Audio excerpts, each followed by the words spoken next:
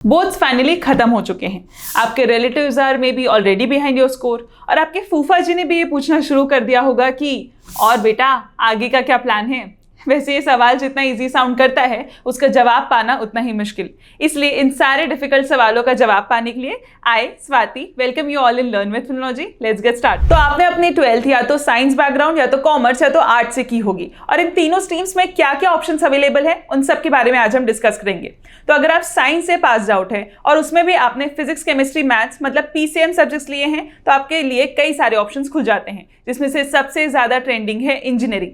अब आगे advance technologies जैसे आर्टिफिशियल इंटेलिजेंस और इंफॉर्मेशन टेक्नोलॉजी जैसी चीजें देखते हुए कुछ फील्ड्स का स्कोप बहुत तेजी से बढ़ने वाला है। And what are those fields? तो ये लिस्ट कुछ इस तरह है, जैसे डेटा साइंस जो आजकल सबसे ज्यादा डिमांड में है क्योंकि आजकल डेटा ही बिकता है। ये इंजीनियरिंग करने से आप data analyst, software tester, data scientist, business analyst, information officer में हाथ इजीली आजमा सकते हैं। इसके अलावा प्राइवेट सेक्टर में भी एम्प्लॉयमेंट के ढेर सारे मौके मिलते हैं।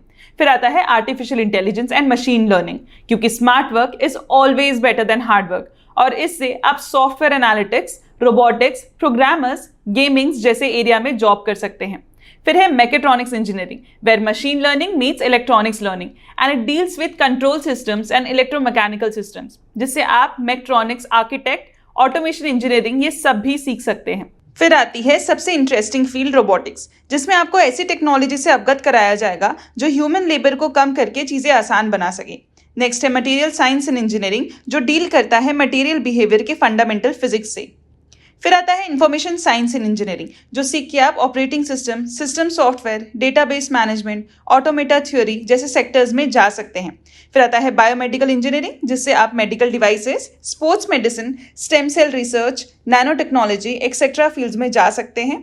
फिर है बायोकेमिकल इंजीनियरिंग जिसे बायोटेक्नोलॉजी भी कहा जाता है, जिसे करने से आप health care centres, agriculture sector, animal husbandry, genetic engineering ये सारे फील्ड्स को आराम से एक्सप्लोर कर सकते हैं।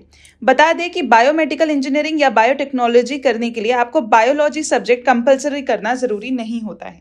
पर कुछ ऐसे एवरग्रीन इंजीनियरिंग फील्ड्स हैं जिनमें जॉब का स्कोप सबसे ज्यादा होता है, जैसे computer science, electronics and communication, electrical, energy engineering और कुछ ऐसी फील्ड्स हैं जो अपने ही एरिया में काफी लेवल में फ्लेक्सिबिलिटी प्रोवाइड करती हैं, जैसे mechanical engineering, civil engineering, metallurgical, chemical.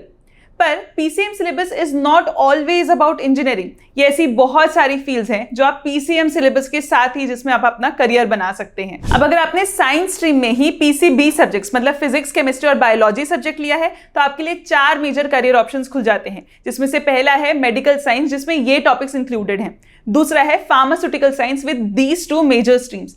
तीसरा है allied medical science with these topics और चौथा है बायोलॉजिकल साइंस। एक बायोलॉजी सब्जेक्ट लेने से आप ये सारे स्ट्रीम्स में अपना करियर आजमा सकते हैं। अब अगर आपने अपना 12th आर्ट्स या ह्यूमैनिटीज में किया है तो आप bachelor in liberal arts, BA in economics, BA in psychology, sociology, political science, geography, history, mass communication या जर्नलिज्म ये सारे स्ट्रीम्स में भी अपना सकते हैं। बता दूं कि ये सब आप तब भी पढ़ सकते हैं अगर आप साइंस या कॉमर्स लेके पछता रहे हैं। अब कॉमर्स की बात करें और अगर आपका कॉमर्स में मैथ सब्जेक्ट में अच्छा होल्ड आ चुका है तो you can go for these option such as BBA specially with specialisations in data science, data analytics, finance etcetera, BCom with accounting and finance, BCom with information technology, computer applications, marketing, finance, chartered accountancy जो कि एक बहुत renowned job है in India, CS जिसे कहा जाता है company secretary, CMA मतलब कॉस्ट एंड मैनेजमेंट अकाउंटेंसी। आपका अगर साइंस स्ट्रीम में भी मैथ्स था तब भी आप ये सारे स्ट्रीम्स में अपना करियर आसानी से बना सकते हैं। बताए गए ये सारे ऑप्शंस तो बस एक ग्लिम्स हैं, पर ऐसे बहुत सारे एरियाज हैं जिसमें आप अपना करियर बना सकते हैं, जैसे acting, architect, sports, chef, law, mass communication and journalism and what not. लेकिन ये डिसीजन लेने से पहले आपको बहुत आराम से अपने पर्सनैलिटी ट्रेट्स को एनालाइज करना होगा, अपने लाइक्स और डिसलाइक्स देखने होंगे, हो सके तो एक्सपर्ट से एडवाइस लीजिए बिकॉज ये आपकी लाइफ का सबसे इंपॉर्टेंट डिसीजन है। 12th के बाद इन सारे स्ट्रीम्स में जाने के लिए बहुत सारे एंट्रेंस एग्जाम्स होते हैं जो आपके सामने एक टैबुलर फॉर्म में अवेलेबल है। You guys can take the screenshot of it. So this was my video on career options after 12th. अगर आप लॉ की तैयारी कर रहे हैं तो quickly go and check out our course on CLAT UG 2024. ये सारे एंट्रेंस एग्जाम्स में करंट अफेयर्स का सेक्शन भी होता है. अगर आपको वो प्रिपेयर करना है तो we have a current affairs course as well, जिसमें हम सारे करंट इवेंट्स वीडियो फॉर्मेट में एक्सप्लेन करते हैं. If you like the video, hit the like button. Do not forget to share and subscribe. Until then, keep learning.